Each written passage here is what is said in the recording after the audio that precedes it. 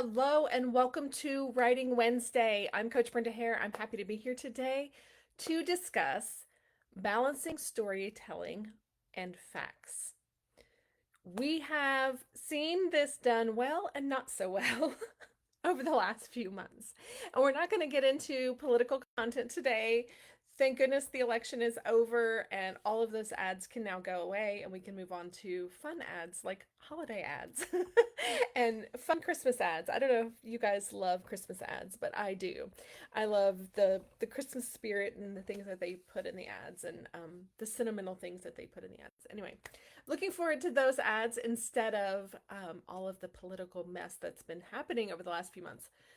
But today we're talking about balancing storytelling with facts. And that's so important in marketing, obviously, is what's been going on, right? We've been marketed to.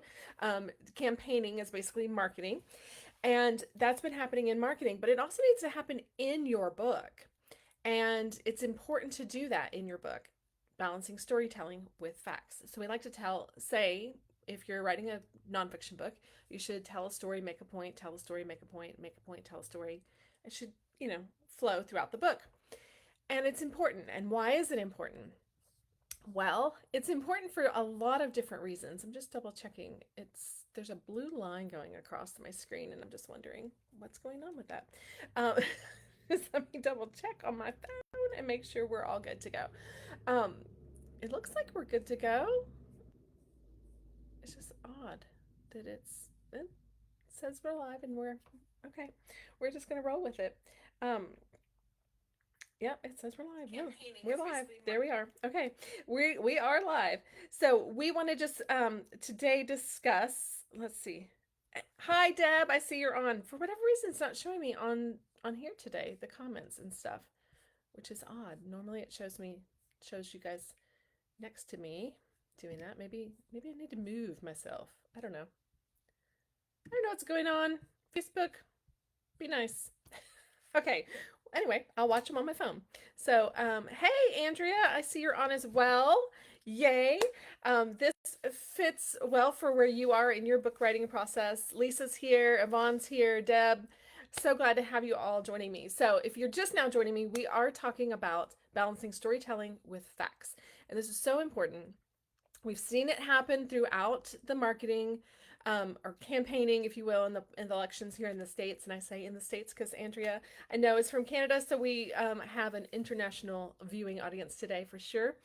But it's been happening, right? You see the facts, the facts, the facts, and then you see a lot of storytelling, and some of it true and some of it not true. And that's fine, right?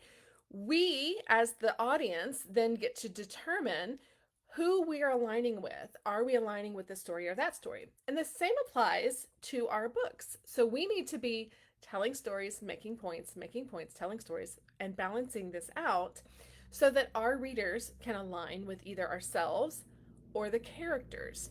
And I say characters because this applies to fiction as well. So if you're writing a fiction story and you're like, what is she talking about? Facts and storytelling. Obviously, I'm storytelling, I'm writing a fiction book. Well, facts are important too. Think about it.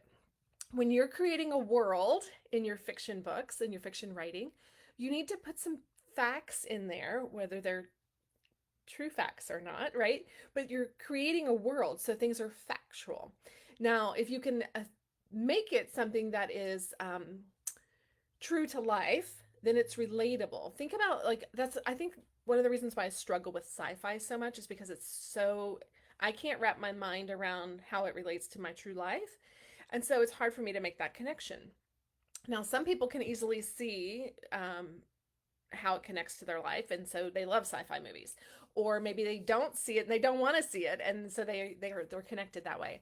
But you, in your fiction world, you need to be making some things that connect, right? So, for instance, I obviously am an author, and I love reading fiction books about writers and authors. It's a connection for me. Now, the whole rest of the story can be fake, but if the fact about the character is that she's an author or writer, then I'm interested, right?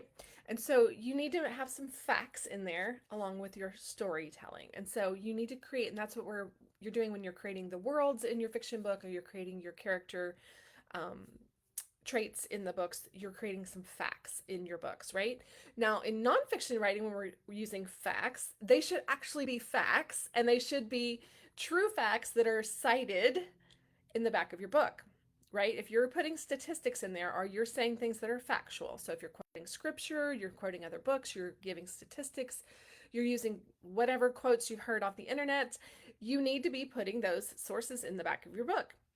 And this is probably the most overlooked thing when manuscripts come across my desk, is people either don't know how to source it or cite it, or they don't sort it or cite it. And so you need to be doing both. How you do both is really made simple these days with our new AI friend, because you can literally say, okay, like I recently in this book I'm writing right now, I'm quoting a quote from Nacho Libre, the movie Nacho Libre. And I literally went over to ChatGPT and said, what is the quote about blah, blah, blah, and typed in the quote. I can't even remember what it is now. And then once it gave me the full quote, I said, give me the Chicago Manual style citation for that quote. Boom, done. Copied, paste, put it in my footnotes, which ultimately end up in my endnotes in the back of my book. It was that simple, you guys. It took like 2 seconds. I did it actually on the road when I was driving. I didn't realize I had already done it. But I did it, and I, got the citation, it was that quick. And I say on the road while I was driving, I was the passenger, okay? But you can get your citations now that quickly. So you should be citing your sources, citing the facts. Now that wasn't necessarily a fact, it was a quote, right? In my storytelling, I was using a quote. And so I cited it. When you're citing facts, it's even more important, right? And some people are like, well, it's the truth, so everybody knows it. No, not necessarily. Now, some things are universal truths, and that's fine. And your opinions and things like that are all fine to put in your books. But if you're saying a specific fact, for instance, in my first book, Save the Buttertubs, I talk about the Alamo and Mission Espada and those 5 missions in San Antonio being World Heritage Sites. Well, how do I know that? Because the World Heritage Site people told me that. And so in the back of this book, I actually have 113 in notes. Now that's a lot, but this is 60,000 words. And so it was needed, right? You need to be citing those things. If it's general knowledge, and I can hear the questions coming. For instance, I have an author on here that's talking about colors in her book. Now, if it's general knowledge and you're like, yeah, it's general knowledge that the color green is calming or the color blue is peaceful or whatever, right? You don't necessarily need to cite that. But if you're gaining that knowledge from a particular source, like if somebody's already compiled this whole color plot thing and you're saying, oh, well, this is good, I don't need to recreate this, I want to use this, then you need to cite the source on that. So just be mindful of that, right? If you're using universal stuff, you don't have to. So you need to know citing facts, not citing facts, and putting those facts in there versus just storytelling. So let's talk about the 3, first of all, the 3 tips I have for you today on this subject, how you can do this, balancing the 2. And then I want to actually share with you 3 places you're going to use this technique as an author, okay? So the first is alternating styles. So in your writing, you can balance the storytelling and the research based on the narrative and how you tell the story itself, right? You can specifically, so this book is probably not the best example of this because I really didn't do it in this book. But it is an example of setting things aside. So I'll show you that. So when you're balancing it in this way, alternating the styles, basically you're doing a little storytelling and then maybe you're putting a nugget at the end that is a fact, okay? Maybe you're supporting your story with that fact at the end. Now, in this book, I didn't do that necessarily, but I did weave in, so if you can tell, there's italics versus non-italics. I did weave in 2 different alternating styles throughout the book. Now, in this book denotes my grandmother's stories versus my stories. Now, you can certainly do the same type of thing. You can write your story and then put a fact, if you're putting that little nugget truth in a different font, in a call out box, there's another word for that. I can't think of it right now, but you can subset it in a way that denotes that it's different, right? And you can do that. A lot of people like to do that, maybe with a little supporting nugget or something like that. Now, another way I did something where I set aside in this book is at the end, I put a quote from the chapter and then used a little hashtag for people to share. So you can do things like that where you're setting the fact aside from the storytelling, right? You're setting maybe it's the supporting fact of the story that you're telling. You're putting that there, okay? Maybe it's a statistic on the story that you're telling. I'm trying to think of a book I read recently that did this really well. I want to say one of our authors, Mike, had this in his book, but I can't think of the book off the top of my head. Okay, let's see. Lisa says, I'm watching on my phone. Workers just cut our electricity. Oh, goodness. Thank God for smartphones. Yes, yes, yes. Thanks for being here and going through the trouble on your smartphone. Hey, Kathleen. Love having you with us today. Let me know. Write in the book. I would love to help you. I loved your patriotic dance that you did. It was beautiful. Those flags are amazing. You're always, always, always blowing my mind with your flags and your creativity. Hey, Kim. Welcome, welcome. I totally forgot about this call till just now. Hey, I missed you last week. We were off, and so I could see how it could get away from us, right? And with all that's going on in the States with the election and all the things, it's kind of a crazy week. So I could see how you would get, the days thrown off. So thanks for watching. You can always start back and watch the beginning as well. The joy of replays, right? Hey, Jan, good to have you with us today. I'm super excited. I'm preparing you guys. Some of you guys are also Writers Retreat Box subscribers, and I'm so excited. I'm preparing your boxes to go out in the mail, and I can't wait to get them to you. So I'm just seeing the names, and Lisa and Jan, just excited. Yvonne, who's getting Amy's box to her, so I'm super excited about that. So anyway, okay. Point number 2, we're balancing storytelling and facts, okay? So point number 2, we're balancing storytelling. So the first one was to use alternating styles throughout your book where you're setting the things apart. The second point is to keep your readers hooked with stories, okay? That's really what you're doing throughout your book is you should be hooking in your readers with the story, right? Because nobody wants, if you want to read a book just about facts, you're probably reading a business book or an analytical book, right? Most people don't want to just read that for entertainment, if you saw the email I sent out, this is why readers are reading your book, right? They want to be entertained, inspired, or educated, or some combination of the three. If you're just reading a book to be educated, even having those stories in there is going to make the facts stick, right? That's why Jesus used parables. Like, it is a thing, right? So using those stories, it's going to help make your points stick. So you can start each chapter maybe with a fun story. So you're hooking in your readers. And then as you go throughout your chapter, maybe then you're getting more into the facts. Some people like to do it the flip way, and they put a fact at the beginning and then they tell the story. Not such a bad idea, as long as the fact is intriguing enough. It's got to be hookish enough, right? It's got to really hook in the person. So if you want to put a statistic out there, like, let's just say, I can't even remember the statistic now. I think it's like 91% of the people in the world want to write a book, and only out of those 91%, only 1% of the people, or 3%, I think, actually do it. So if you're one of the people doing it, hey, congratulations. You are a very small percentage of the people who actually are getting things done.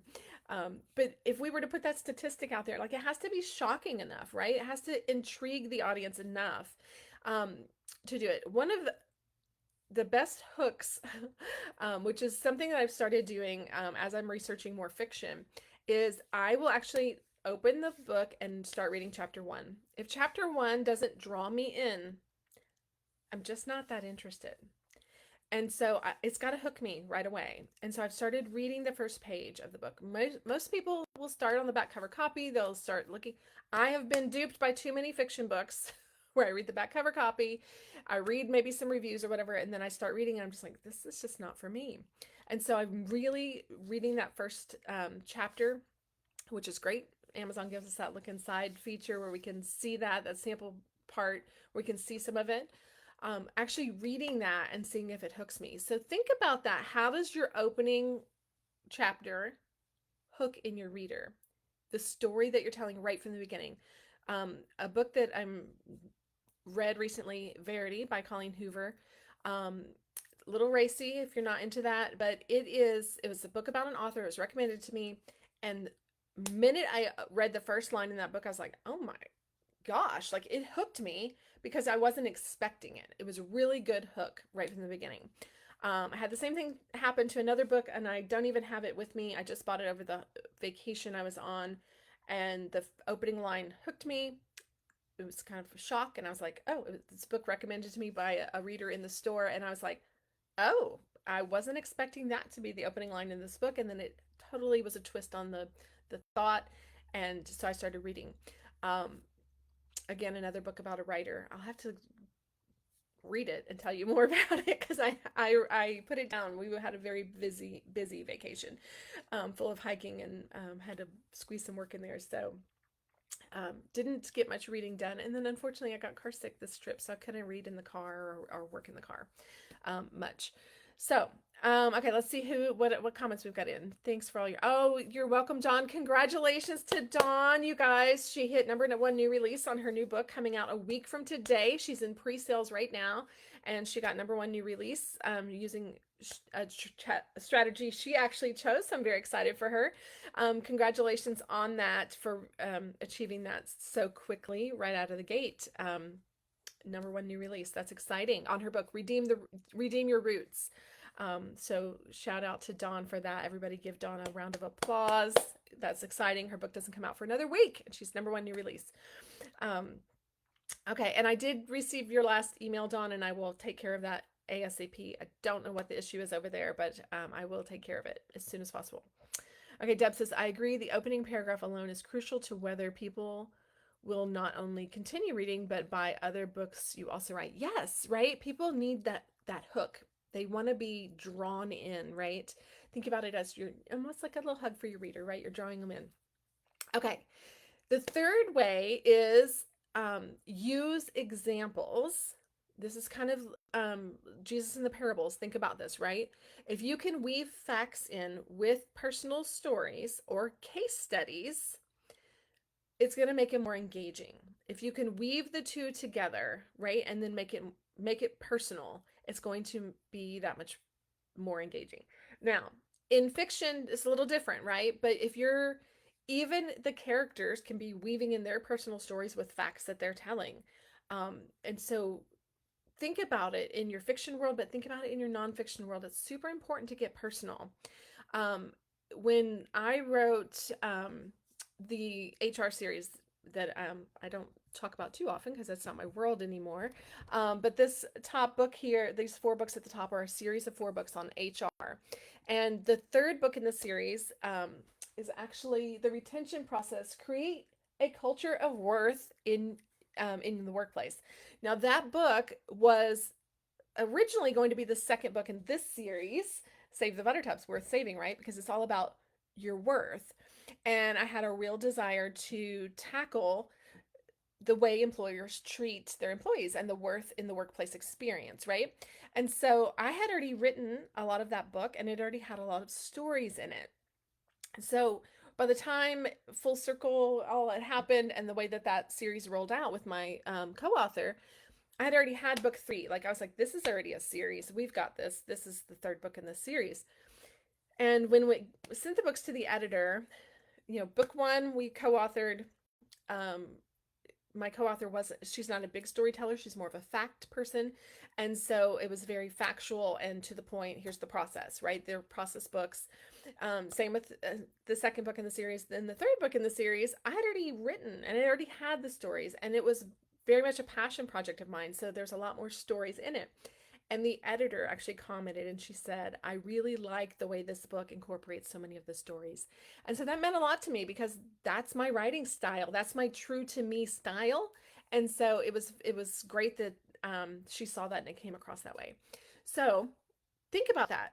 Are you writing a very process driven book that's just bloom, bloom, bloom, bloom, bloom? Or are you writing more of an engaging story where you want to draw the readers in and the points stick? That's the point of this, right? Is making the point stick. That's why Jesus spoke in parables. Not only to make the point stick, but it's also a way to, for him, it was a way to sift out people who didn't get it, right? He wanted people who were truly understanding what he was talking about. And that's the same when we're telling stories. We want people that are relating to us, aligning with us. Think about the election over the last 6 months. That's what was going on, right? The stories that they were telling, they were trying to get people to align with them. And so you need to be thinking about the same. How are you getting people to align with you? Now, I'm going to give you a big secret, and then we're going to move on to the 3 places you're going to use this, because we're going to try to keep this to 30 minutes today. Um, Last time we were together, we went over an hour. But here's the secret to this. Be authentic. It's really that simple.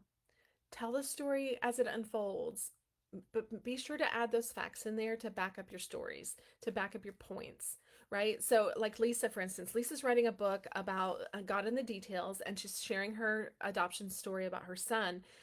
And she can share some really powerful statistics in that book.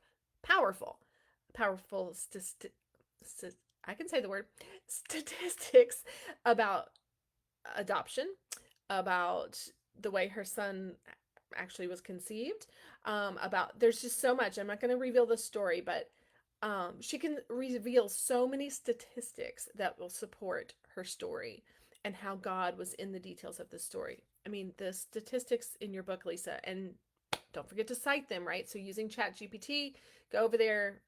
If you're using a website, you can copy the URL and say, cite this quote from here. And it's so easy to use ChatGPT.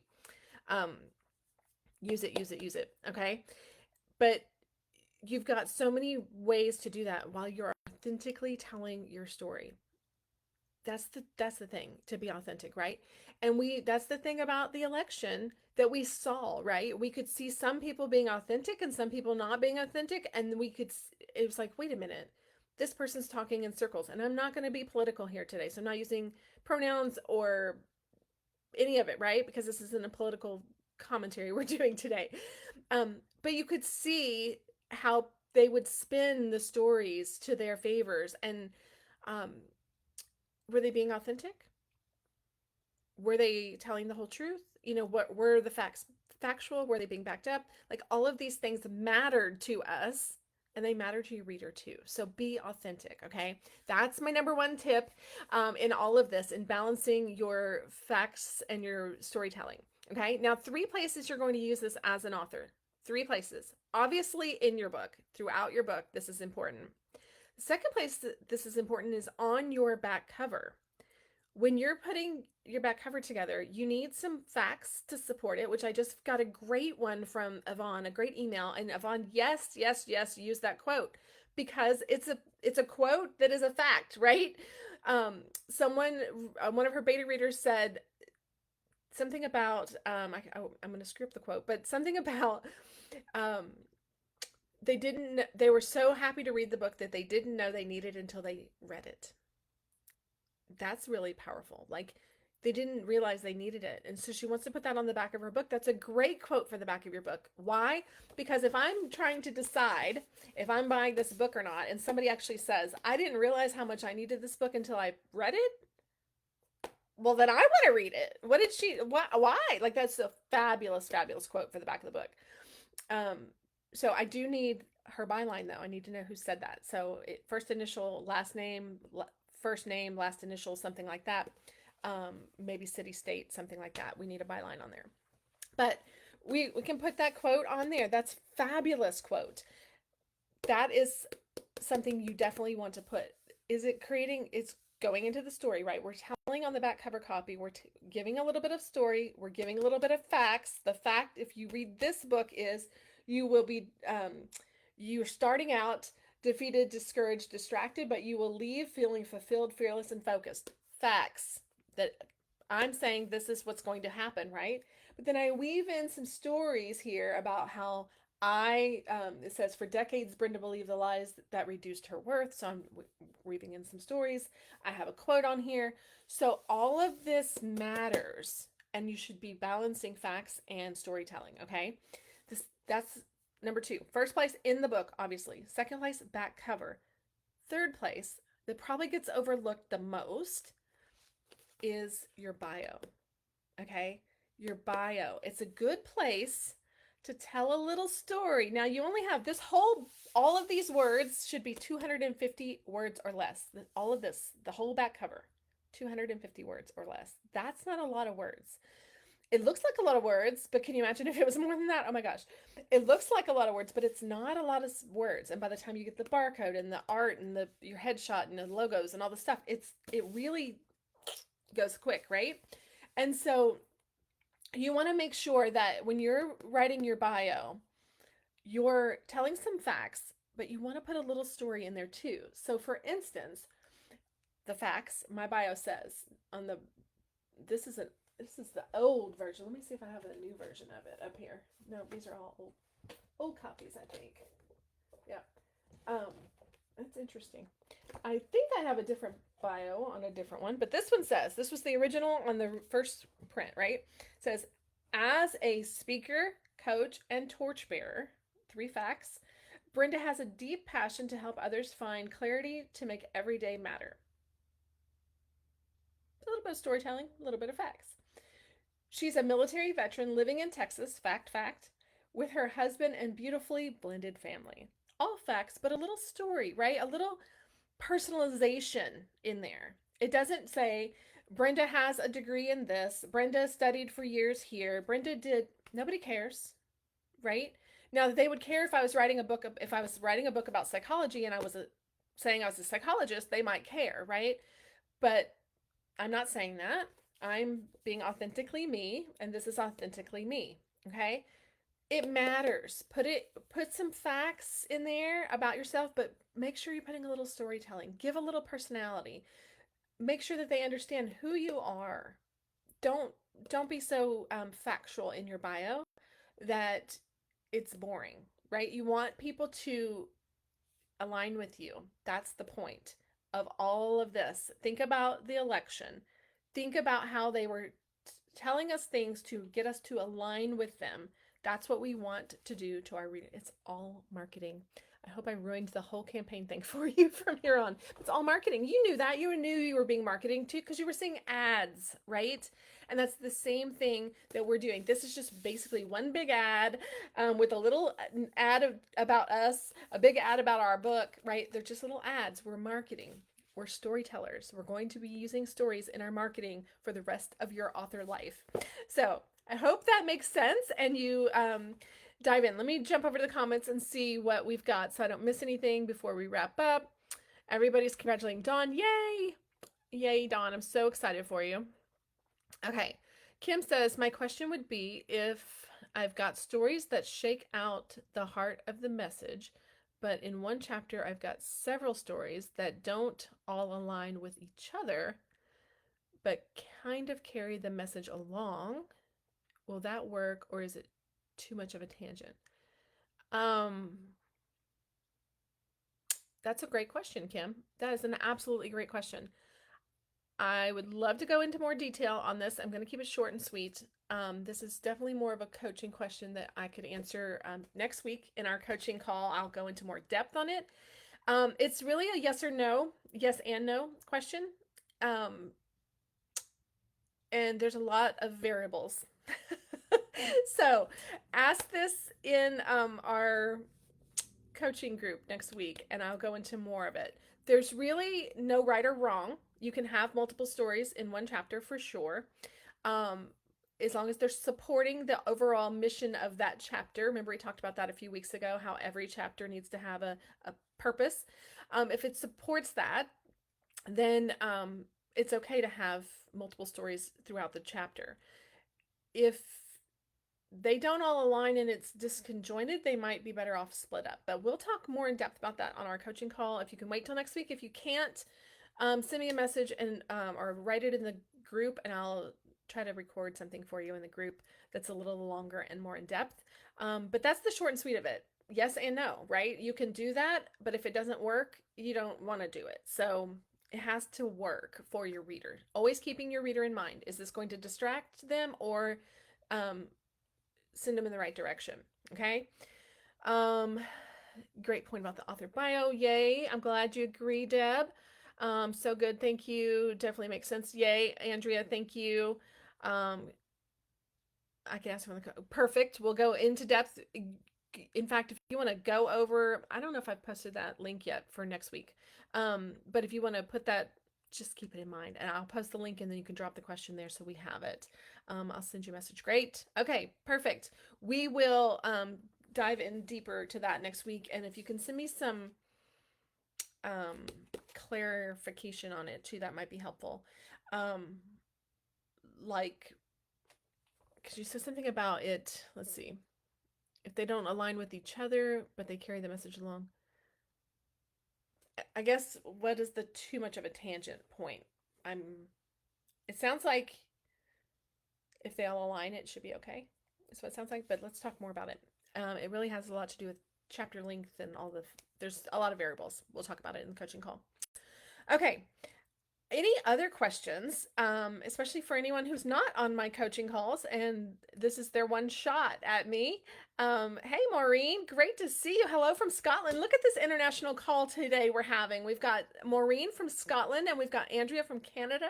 We're having an awesome international day today.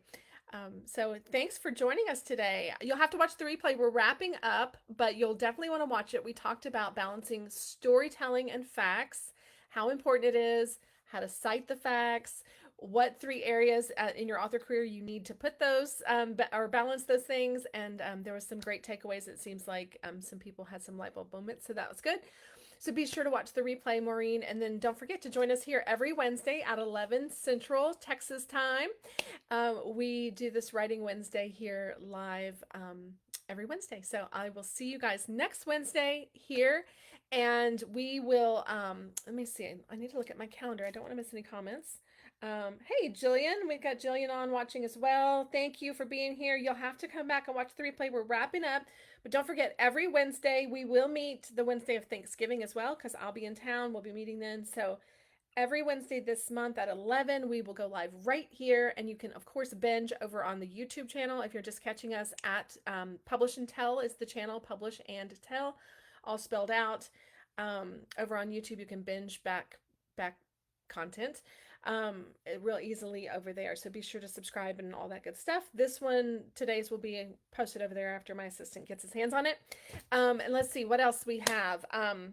Coaching. Next week, we'll do our live coaching call. If you are not part of our community, but want to join our community, it's not too late to do that and to be on that coaching call. So if you're ready to get started with your book and dive in right now, the link Publish and Tell should be here in the comments to join, and you can sign up today, join, and we'll see you on the coaching call. So we're super excited. That happens in a private Facebook group. Super excited to invite you to join us to do that, because we are publishing books right now. I've got, oh gosh, how many are we working on right now? Several. I've got Yvonne's new book's coming out soon. Spiritual Oasis, beautiful. Can't wait. Dawn, already #1 new release. Redeem Your Roots. Congratulations, Dawn.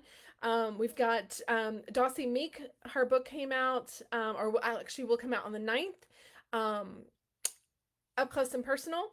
That book comes out on the 9th. So very exciting. Lots of books coming out right now before the end of the year, which is so exciting because it's holiday season.